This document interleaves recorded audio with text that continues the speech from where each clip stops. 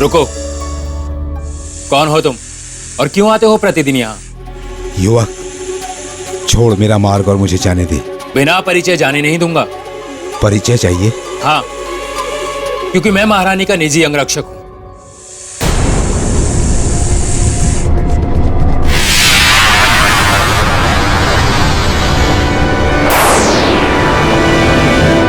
नादान युवक, मैं तक्षक नाग हूं, विषधर तक्षक नाग। अपना हित चाहता है तो हट जा मेरे रास्ते से। क्षमा करना, मेरा कर्तव्य हटना नहीं, काम पर डटे रहना है। हर उस बाधा को रोकना जो महारानी की नाग देवता की पूजा में विघ्न उपस्थित हो। इसलिए मैं तुम्हें जाने नहीं दूंगा। तेरा ये दुस्साहस कि तू तक्षक को रोके? यदि मैं चाहूं तो तुम्हें अभी यहीं अपने विष से जलाकर भस्म कर सकता हूं, लेकिन यहां इस स्थान पर ऐसा करना नाग देवता का अपमान होगा। इसलिए ऐसा नहीं करूंगा, किंतु तुम्हें दंड अवश्य दूंगा, और ऐसा दंड दूंगा कि भविष्य में संसार तक्षक का मार्ग रोकने की मात्र कल्पना भर से भी कांपेगा। मात्र कल्पना भर से।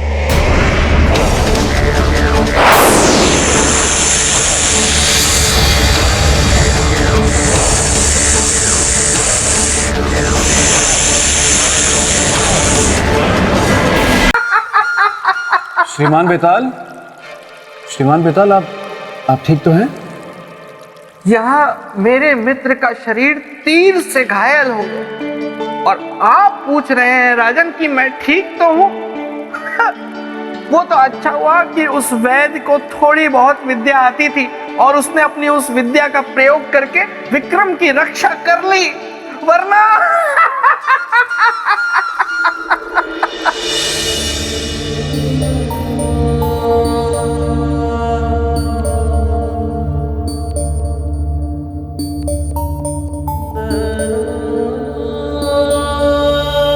वैद्य जी।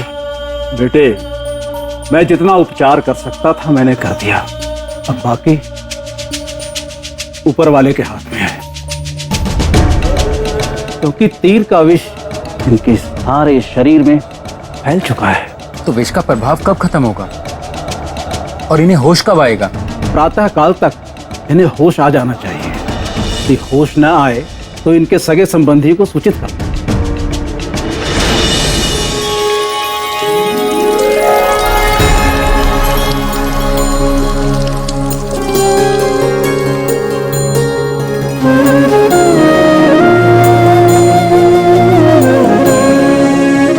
महाकाल,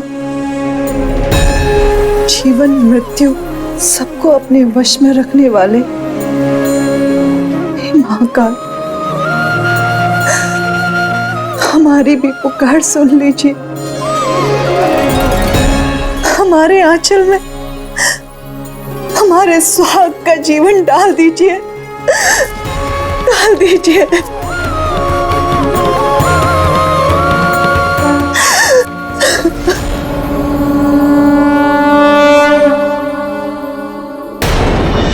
हे विधाता, मैं तुझसे भिक्षा मांगता हूं। मेरी जान बचाने वाले देवदूत को बचा ले। हे महाकाल,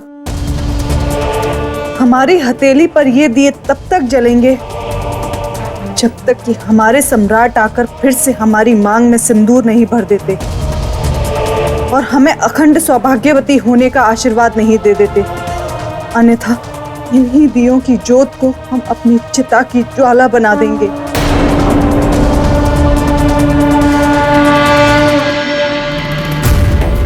ओम त्र्यंबकं यजामहे सुगंधिं पुष्टिवर्धनम् उर्वारुकमिव बन्धनात् मृत्युर्मुक्षीयमामृतात्। ओम त्र्यंबकं यजामहे सुगंधिं पुष्टिवर्धनम् उर्वारुकमिव बन्धनात् मृत्युर्मुक्षीयमामृतात्। ओम त्र्यंबकं यजामहे सुगंधिं पुष्टिवर्धनम् उर्वारुकमिव बन्धनात् मृत्युर्मुक्षीयमामृतात्। हे महाकाल, ये कैसा है?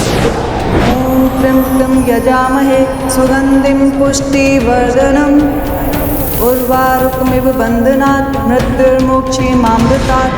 ओम त्र्यंबकं यजामहे सुगंधिं पुष्टिवर्धनम् उर्वारुकमिव बन्धनात् मृत्युर्मोक्षीयमामृतात्।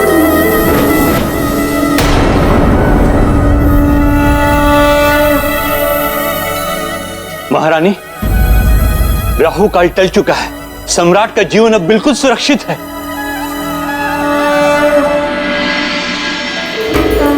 जय हो महाकाल, जय हो।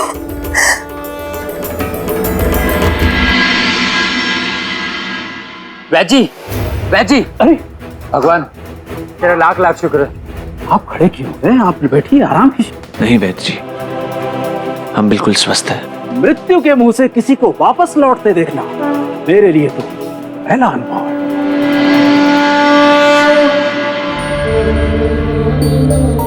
कभी कभी जो औषधि नहीं कर सकती वो आराधना कर जाती है। अवश्य ही आपका जीवन प्रार्थना और आराधना का ही फल है।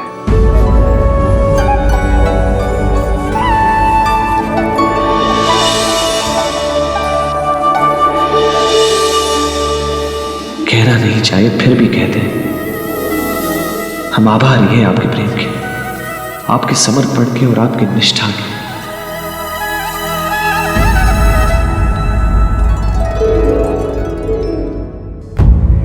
आपका बहुत बहुत धन्यवाद बेटी। खुश रहो। हम पास के जंगल से कुछ औषधि लेकर आता हूं।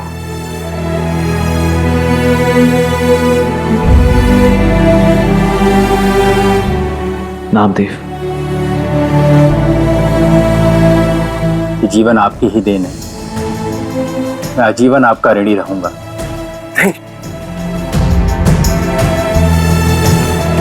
ऋणी तो हम आपके रहेंगे। अपने जीवन की चिंता ना करते हुए आपने हमारे जीवन की रक्षा की। किंतु नामदेव, आप अभी भी संकट से मुक्त नहीं हो। सैनिक आपको अभी भी खोज रहे हैं। वे मुझे खोज कर भी नहीं ढूंढ पाएंगे। इस रात से मेरा मन उठ चुका है। मैं अपनी माँ को लेकर यहाँ से चला जाऊंगा। कहीं नहीं तो जंगल में ही चले जाएंगे, परंतु इस राज्य में कभी वापस नहीं आएंगे। कहीं और जाकर तो राजा से बच जाए, पर काल से नहीं। और काल से बचने का एक ही उपाय है, उस समस्या का अंत हो जिसके कारण तुम्हारे जीवन पर यह संकट आया है। नामदेव। जी सम्राट। आपकी मृत्यु दंड का कारण क्या अपराध किया था आपने? मेरी जानकारी में तो कुछ नहीं, परंतु वे मुझे विश्वासघाती कह रहे थे। रानी को छुपाने की बात कर रहे थे। अब एक काम कीजिए, व्यास नदी के तट पर अपनी माता श्री के साथ हमारी प्रतीक्षा कीजिए। हम आपको वहीं मिलेंगे। जी सम्राट।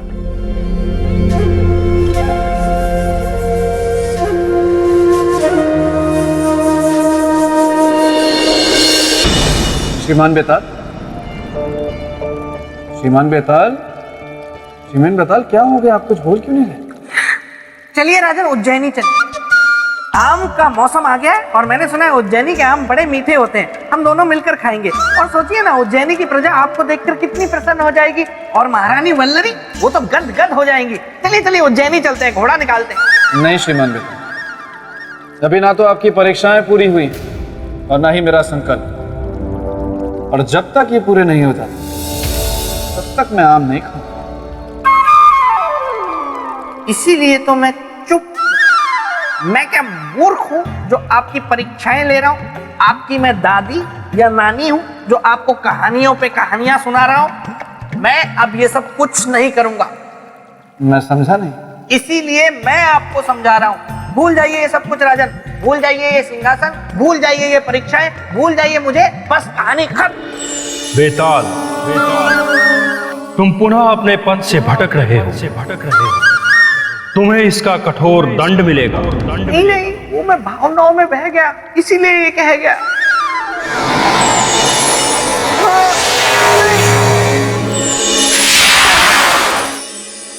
श्रीमान बेताल, कहाँ हैं आप? अरे यहाँ हूँ राजा बोस, यहाँ देखिए खेल हो गया है। कहाँ हैं? आपकी आवाज तो सुनाई दे रही है लेकिन आप नहीं दिखाई दे रहे। अरे यहाँ देखिए ना। श्रीमान बेताल, आपने अपना कद छोटा क्यों कर लिया? ये मेरी शक्ति है। मैं अपनी शक्ति से अपना कद कितना भी छोटा कर सकता हूँ और कितना भी विशाल का है। मुझ में बहुत सी ऐसी शक्तियां हैं जिनके बारे में मैंने आपको नहीं बताया राजा भोज। एक एक करके निकालता हूँ। कभी मैं शेर भी बन जाता हूँ, और जब मैं शेर बन जाता हूँ तो फिर आसपास कोई दिखाई नहीं देता। आप ये सब छोड़िए, आप सुनिए आगे क्या हुआ। अवश्य। मैं बड़ी कथा आपको छोटे कद से सुनाऊंगा। कैसे बचकर गया वो घुड़सवार? क्षमा करें महाराज, वो हमारे हाथों से बचकर अवश्य चला गया है, पर काल के हाथों वो नहीं बचेगा। हमने तीरों से पूरी तरह उसे भेद दिया है। राजन, परोपकार की रक्षा के लिए मेरे मित्र विक्रमादित्य अपने प्राणों को भी दांव पर लगा दिया, और नामदेव का जीवन बचाने के लिए अपने जीवन की आहुति देने से भी नहीं चूके, और रुद्र प्रताप के सम्मुख जाकर खड़े हो गए।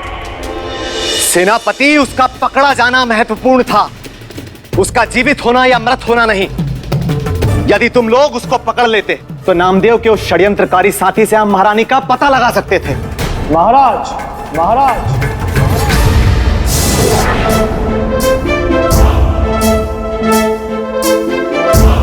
हमने ही महारानी के सुरक्षा कर्मी नामदेव के जीवन की रक्षा की।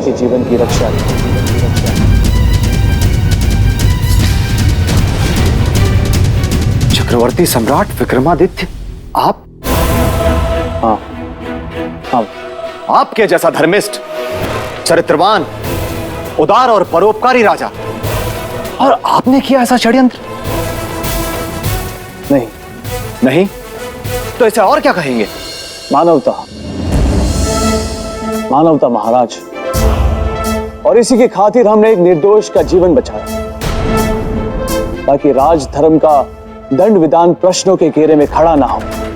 और अब अगर आपकी अनुमति हो तो एक सम्राट एक महाराज से प्रश्न पूछना चाहेगा। कैसा प्रश्न? नामदेव के मृत्यु दंड का प्रश्न। इतने कठोर दंड का कारण क्या था?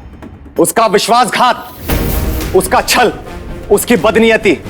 जिस स्थान ने उसको समाज में सम्मान दिया, उसी स्थान का उसने सर्वनाश किया। अपहरण किया है उसने हमारी महारानी का, अगवा करके ले गया है वो हमारी अर्धांगिनी को। किंतु महाराज, इस बात को आप इतने विश्वास से कैसे कह सकते हैं कि महारानी का अपहरण नामदेव ने ही किया था? इसका कोई ठोस प्रमाण, कोई साक्ष्य है आपके पास? हाँ है, और ठोस प्रमाण है। क्या है? नामदेव महारानी रागेश्वरी का निजी अंगरक्षक था। कल की ही बात है, महारानी नाग देवता की पूजा करने हेतु नाग मंदिर के लिए जा रही थी। महाराज, आप निराश ना हो, हमारी नागदेव की पूजा व्यर्थ नहीं जाएगी। नागदेव की कृपा से हमें संतान सुख अवश्य ही प्राप्त होगा। नागदेव के प्रति आपकी निष्ठा ने अब हमें भी आशाओं से भर दिया है। हमारी संतान बेल बढ़ेगी, हम भी अब निसंतान नहीं रहेंगे। महाराज की जय हो, महारानी की जय हो। नाग मंदिर जाने की पूरी तैयारी हो चुकी है। चाहिए महारानी। और उसके बाद आरती प्रारंभ होते ही जो अनर्थ हुआ, हम आपसे उसका वर्णन भी नहीं कर सकते सम्राट। ऐसा क्या अनर्थ हो गया महाराज? हे नाग देवता, हमारी प्रार्थना स्वीकार कीजिए। हमें मां बनने का गौरव प्रदान कर हमारे व्रत को सफल कीजिए।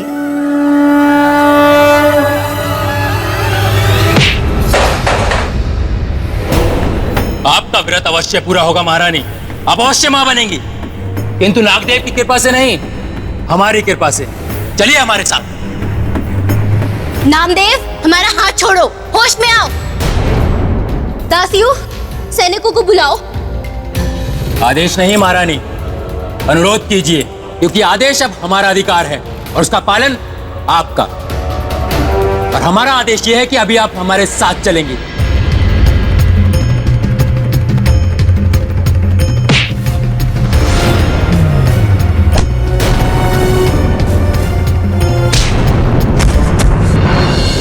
ये हमारे वही विश्वास पात्र सैनिक हैं जिन्होंने कल उस कुटिल को रोकने की कोशिश की थी।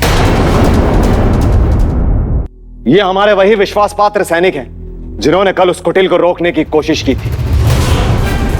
नामदेव का वैसा भयानक रूप हमने आज तक नहीं देखा सम्राट। और सम्राट, ना जाने उसमें इतनी शक्ति कहां से आ गई। हम लोग मानो उसके सामने चींटी थे। बोलिए, क्या आप भी आपको कोई प्रमाण चाहिए, कोई साक्ष्य चाहिए उसके विरुद्ध? महाराज, कभी कभी रस्सी को देखकर भी सांप का भ्रम हो जाता है। आप कहना क्या चाहते हैं? यही कि नामदेव निर्दोष है। मुझे आपकी इस बात से दुख कम और आश्चर्य अधिक हो रहा है कि आपके जैसा गुणी व्यक्ति ऐसी बात कर रहा है। नामदेव के समर्पण को, उसके कर्तव्य परायणता को आप देख भी नहीं पा रहे। महाराज, इसीलिए आपसे अनुरोध है कि हमारे आने तक नामदेव को दंडित करने का अपना यह निर्णय स्थगित रखिएगा। आशा है कि आप मान रखेंगे हमारी अनुरोध का। ठीक है, हम आपके आने तक प्रतीक्षा करेंगे। धन्यवाद। और महारानी रागेश्वरी की स्वागत की भी तैयारी करके रखेगा।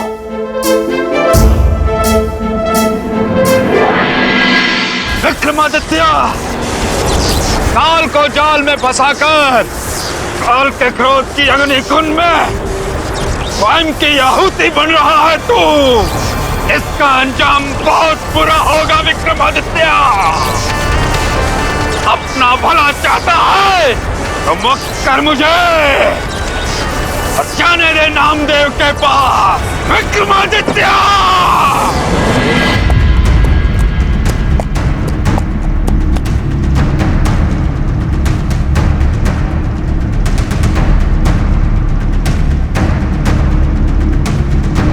कहां से आ रहे हैं सम्राट?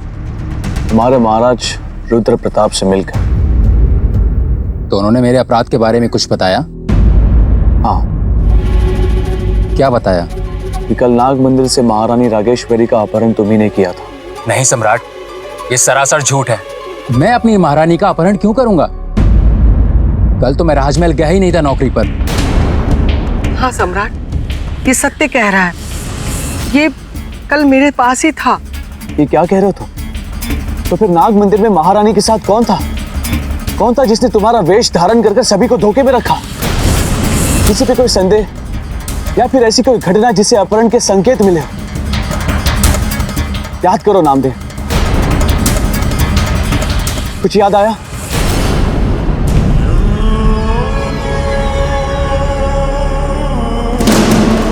हाँ सम्राट, मुझे कुछ कुछ याद आ रहा है। क्या याद आ रहा है नामदेव? सम्राट, महारानी नागदेव की पूजा करने के बाद जब आरती आरंभ करती थी तो एक सर्प आता था और एकटक उन्हें देखता रहता था।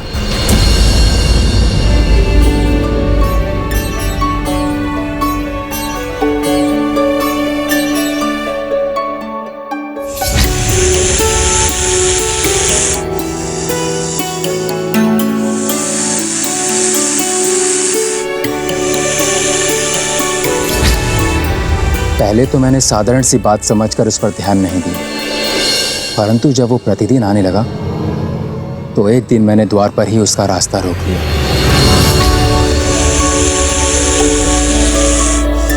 रुको, कौन हो तुम और क्यों आते हो प्रतिदिन यहाँ? युवक, छोड़ मेरा मार्ग और मुझे जाने दे। बिना परिचय जाने नहीं दूंगा। परिचय चाहिए? हाँ, क्योंकि मैं महारानी का निजी अंगरक्षक हूं।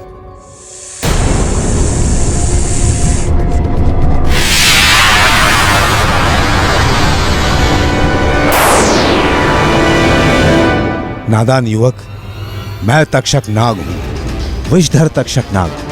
अपना हित चाहता है तो हट जा मेरे रास्ते से। क्षमा करना, मेरा कर्तव्य हटना नहीं, काम पर डटे रहना है। हर उस बाधा को रोकना जो महारानी की नाग देवता की पूजा में विघ्न उपस्थित हो। इसलिए मैं तुम्हें जाने नहीं दूंगा। तेरा ये दुस्साहस कि तू तक्षक को रोके? यदि मैं चाहूं तो तुम्हें अभी यहीं अपने विष से जलाकर भस्म कर सकता हूं। लेकिन यहाँ इस स्थान पर ऐसा करना नाग देवता का अपमान होगा, इसलिए ऐसा नहीं करूंगा। किंतु तुम्हें दंड अवश्य दूंगा, और ऐसा दंड दूंगा कि भविष्य में संसार तक्षक का मार्ग रोकने की मात्र कल्पना भर से भी कांपेगा, मात्र कल्पना भर से।